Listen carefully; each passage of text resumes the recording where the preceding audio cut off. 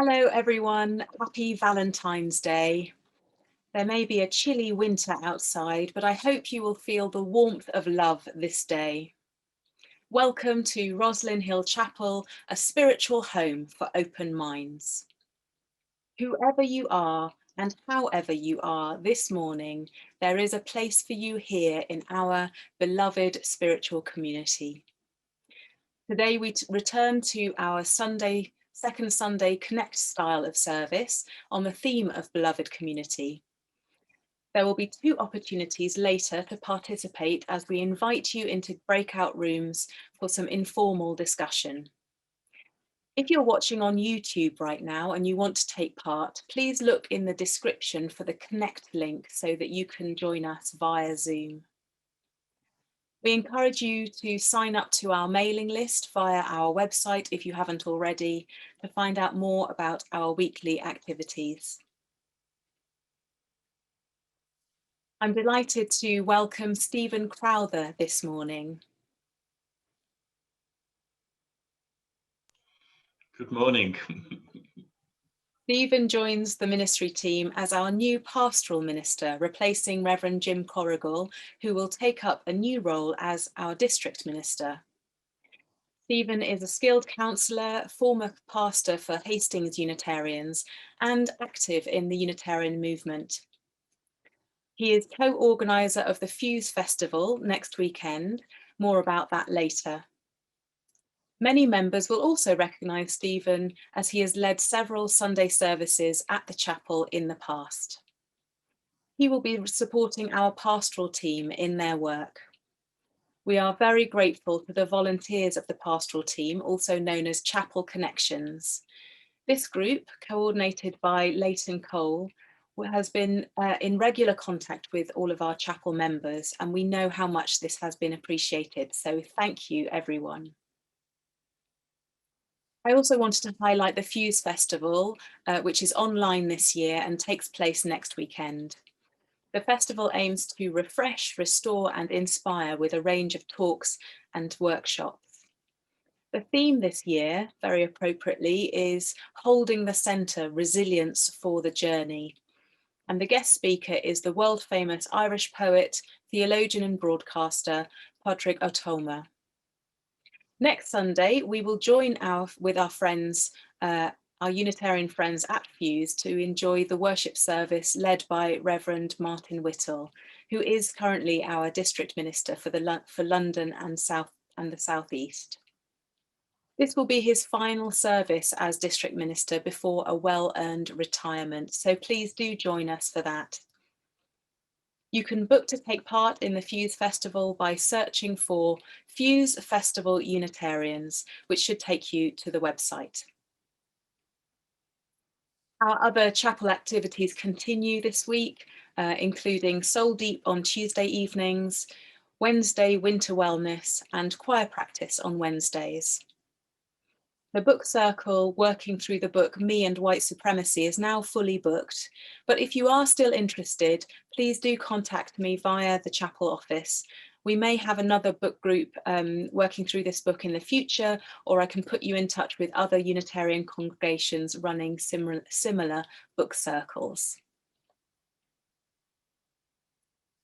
We are an independent registered charity and we rely on your contributions to continue our work. You can donate via the Just Giving page or by using the donate button on our website. And thank you for the many ways that you contribute to our spiritual community. Now, as we gather for worship, let us enjoy our prelude music.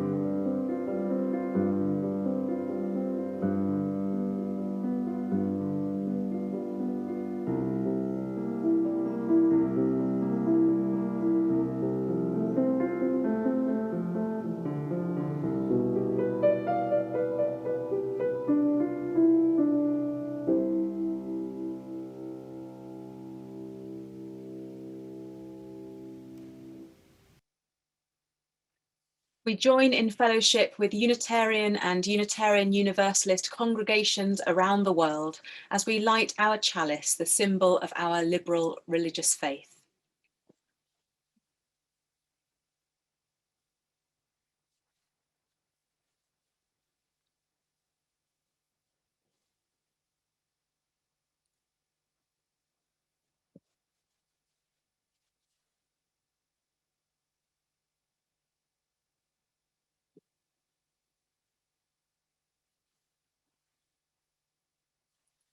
These words are offered by Reverend Arianto Nugroho, President of the Unitarian Christian Church of Indonesia. We live in a time of sorrow. Many have lost their beloved ones because of COVID. Many have lost their income because of the economic crisis. Many have become victims of natural disasters. Many suffer because of conflict around the globe. We live in a time of uncertainty. We don't know when the pandemic will really end. We meet difficulties to define truth because of hoaxes surrounding us. We question the honesty of our governments, empathy in our communities, the accuracy of our plans, and the truth in our faith. We are at a crossroads, going deeper in losing hope or building a stronger faith, for we face the valley of darkness. We are in an examination, living more egotistic lives to save our own self or strengthening our community to survive together. We need the light, but do we have the discipline for spiritual works? Because it seems all of our energy has run out to think, to work, to earn an income, and we don't have enough time. Then I see that when a storm tears down a big banyan tree, the same storm can't destroy a bamboo grove.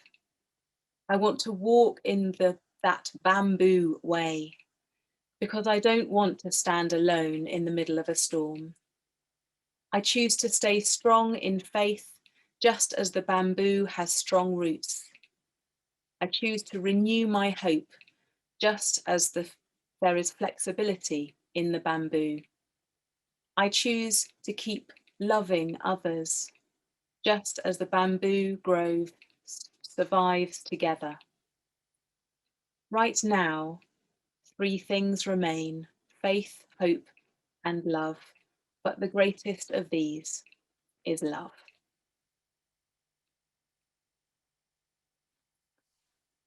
And now it's time for our greeting. We have time to briefly greet one another, as we would do in our chapel space.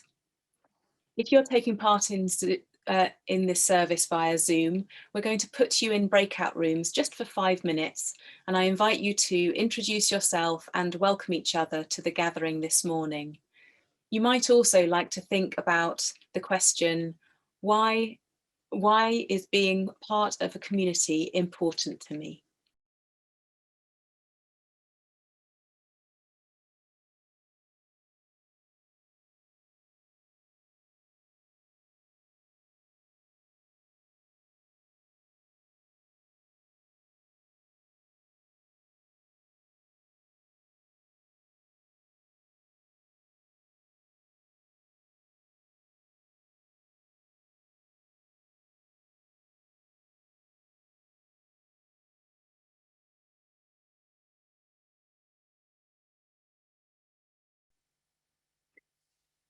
Our reading today is called Fairness by Mark Nepo, from the book More Together Than Alone, The Power of Community.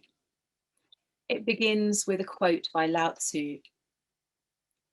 If you do not change direction, you may end up where you are heading. In Eindhoven in the Netherlands, there is a 5-way junction of roads where over the years the accident rate had increased. To try to prevent collisions, city officials added different types of signage, large, bright warning signs, and then yellow arrows painted on the road. Then they lowered speed zones in and out of the junction. Then they installed more traffic lights, but the accident rate wouldn't abate. Finally, a young civil engineer suggested that they remove all signage completely and restore the intersection to how it was before modern government tried to improve it. Since nothing else had worked, the city officials agreed. Within a year, the accident rate almost vanished. With no instructions or directives, individuals began to assume their personal responsibility in making their way. Without signage to follow, they began to resume eye contact with fellow travellers, and everyone began, quite naturally, to negotiate the complex flow of human traffic. Given the chance, ordinary people will re-establish lines of communication in a way that honours their own needs and the needs of the whole. This tells us that we innately know how to live together. Laws and rules are helpful for sure, and necessary to regulate some human behaviour, but excessive direction precludes our first-hand experience and the necessary chance to assume personal responsibility for how we react. Personal responsibility broadens our view. While it might be dangerous to remove a pedestrian don't walk light at a busy intersection, relying solely on the light is equally dangerous if the light becomes a substitute for our own seeing. At best, a sign will remind us of the situation so that we can look up and see the road for ourselves. Too much signage, spiritually, psychologically, ethically, or pragmatically, robs us of the chance to develop our own spirit, psychology, ethics, and usefulness in the world.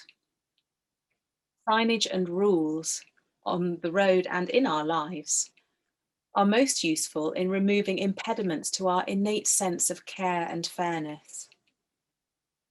Primatologist Frans de Waal has seen that bonobos and chimpanzees have an inborn sense of fairness. If two chimps are given equal rewards for a task, they will perform that task without question. Should one be given a grape, which is valued more highly than a cucumber, and the other given a cucumber, that one will become enraged. Chimps demonstrate a sense of fairness about how they are treated, but bonobos demonstrate a fairness regarding others, which chimps seem incapable of. A bonobo, given the more valued grape, will not continue a task until the other bonobo is given the same. Bonobos are imprinted with this awareness of the plight of others, perhaps with the primal DNA of social justice. The disturbing question is, what happens to humans that interferes with our awareness of the plight of others? What allows us to continue when we know that those beside us are not being treated fairly? Dr. de Waal concludes that the origin of this sense of fairness in primates comes from their experience of cooperative relationships.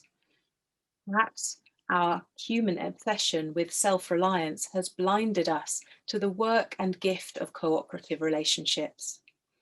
Perhaps we've become so isolated in our use of technology that we've stopped empathizing with others and have lost touch with our inborn sense of fairness. If so, what form of social remediation do we need to regain our sense of equity for others? Nepo concludes, given the chance, ordinary people will re-establish lines of communication in a way that honours their own needs and the needs of the whole. Let us now enjoy a song, Shine on Me, by Melanie DeMore, a vocal activist and Unitarian Universalist in the United States. Feel free to sing along.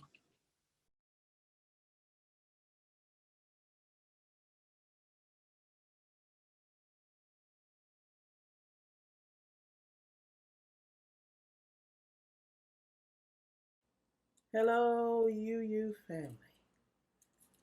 I'm going to sing a song with you called Shine on Me. It's an amazing spiritual that anybody can sing. And in these days when the things that we're dealing with, the feeling separate and all of that, and things seem so hard, this is one of those songs that you just throw your head back, put it in your medicine kit. All you have to do is ask. And here's how it goes. Shine on me, oh shine on me. Let the light from the lighthouse shine on me, oh shine on me. Yes, shine on me. Let the light from the lighthouse shine on me. Lift me up, oh, lift me up. Let the light from the lighthouse lift me up, oh, lift me up. Yes, lift me up. Let the light from the lighthouse lift me up. Oh, hold me close. Yes, hold me close. Let the light from the lighthouse hold me close. Yes, hold me close. Oh, hold me close. Let the light from the lighthouse, please, hold me close. Oh, shine on me, shine on me. Yes, shine on me. Let the light from the lighthouse shine on me. Oh, shine on me. Yes, shine on me.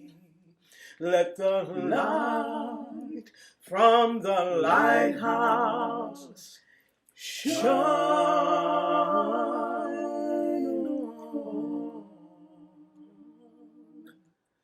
me.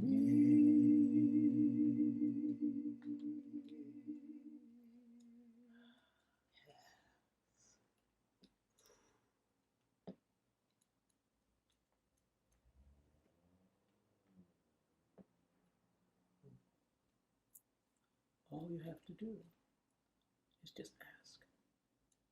The light is always there. Always. Always.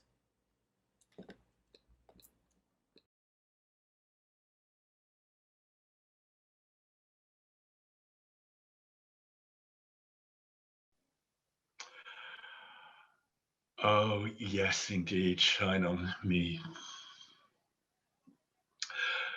So we come now to a time of prayer. So I invite you to settle in as we join together in prayerful stillness. You may want to turn the focus of your attention inwards, bringing it to your heart, breathing into it, into your very center. And as you do this, imagine yourself breathing in unconditional love and breathing it out, filling the space around you with it.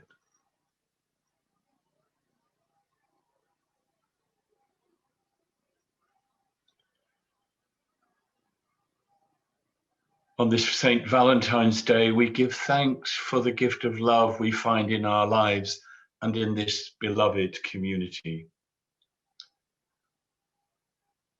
We think of all those who feel the pain of lost love and the absence of love. May they come to know that they are loved.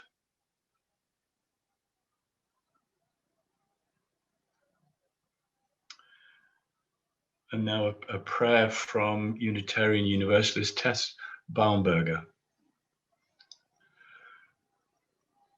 Let us make this earth a heaven, right here, right now. Who knows what existence's death will bring? Let us create a heaven here on earth where love and truth and justice reign. Let us welcome all at our pearly gates, our freedom table, amid singing and great rejoicing, black, white, yellow, red, and all our lovely colors, straight, gay, transgendered, bisexual, and all the ways of loving each other's bodies, blind, deaf, mute, healthy, sick, variously abled, young, old, fat, thin, gentle, cranky, joyous, sorrowing. Let no one feel excluded. Let no one feel alone. May the rich let loose their wealth to rain upon the poor. May the poor share their riches with those too used to money. May we come to venerate the earth, our mother, and tend her with wisdom and compassion. May we make our earth an Eden, a paradise. May no one wish to leave her.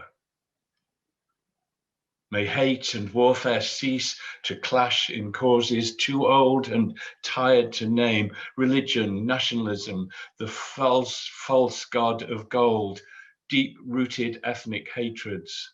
May these all disperse and wane. May we see each other's true selves. May we all dwell together in peace and joy and understanding. Let us make a heaven here on earth before it's too late. Let us make earth a heaven for each other's sake.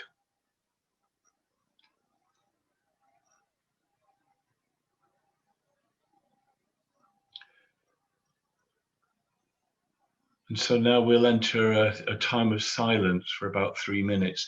You may want to use this time to offer up your own personal prayers for those in need of them, for whoever or whatever is on your heart right now. And there are so many in need right now. Or you may choose to just be with the silence.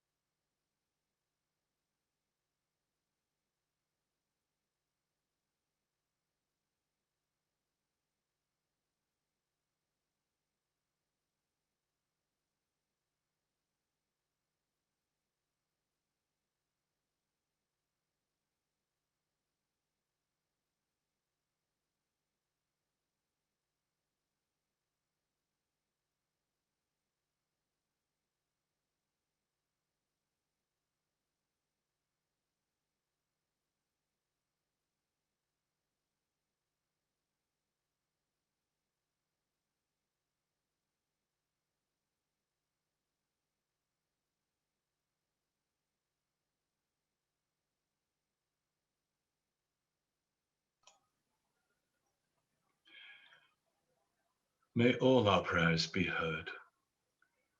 Amen.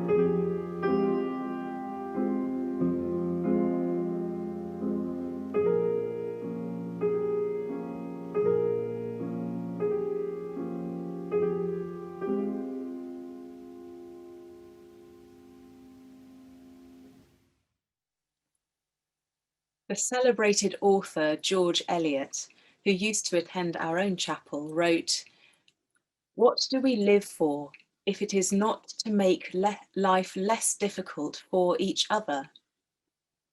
Being in community may have its challenges, but ultimately it is a way for us to show kindness to each other and make life a little less difficult.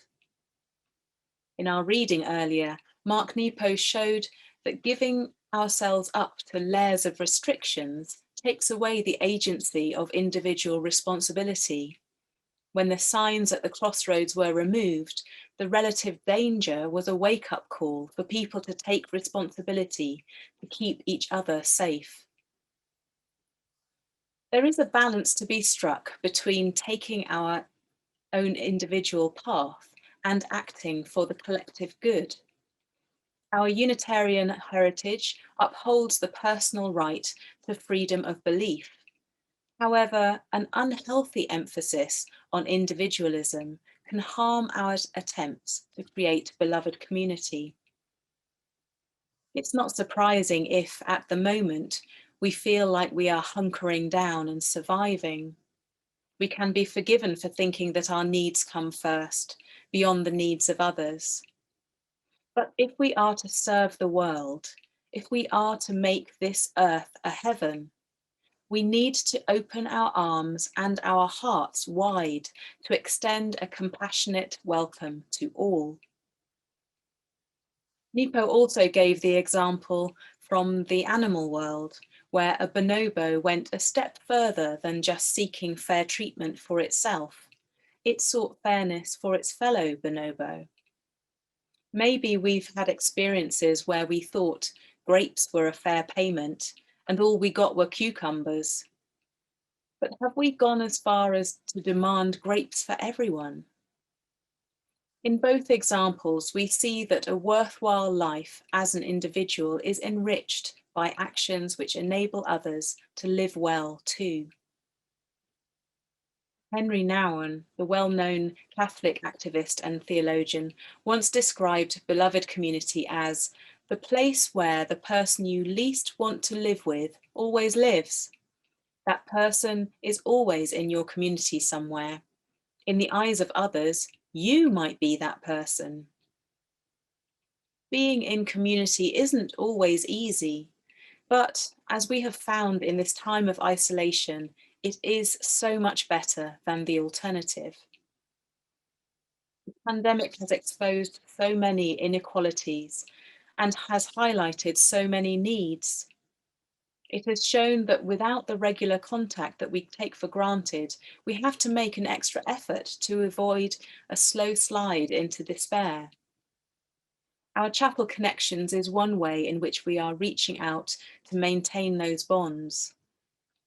If you are feeling lonely, there's a good chance that others are feeling the same. So tending to those bonds of friendship, although it takes work, and tending to those bonds of friendship takes work, and building a beloved community goes a step further to welcome those who might nudge us out of our comfort zone.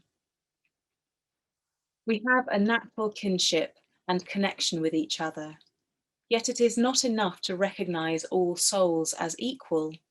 We need to see the rich diversity of our society as something to be explored rather than ignored. Many Christian churches today are marking Racial Justice Sunday, established in the wake of the murder of Stephen Lawrence nearly 28 years ago. Events in the past year have shown that progress has been slow. It is a sad fact that many of our institutions still do not see or treat people as equals. And while in our own Unitarian movement we celebrate diversity of belief and strive to work for equality, we recognize that we are not perfect and there is always more that we can do. As individuals, we can all play a part in the path to progress for our communities. And so our question for discussion, a challenge even, if you like, is this: what am I willing to give or give up for the sake of my community? So for our time of discussion, we are going to put our Zoom members back into breakout rooms for 10 minutes this time. With just a short amount of time, please be aware of how much you speak and give everyone a chance to speak if they want to. That question again is, what am I willing to give or give up for the sake of my community?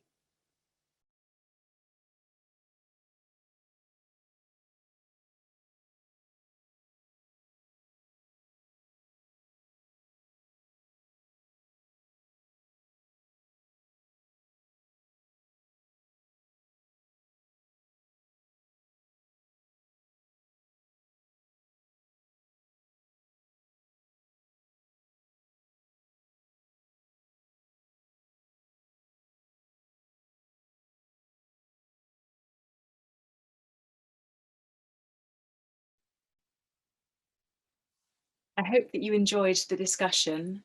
We will have further opportunities for fellowship at midday when we come together for our virtual side aisle, using the same Zoom link that we've used for this service. Let us now gather for our closing blessing.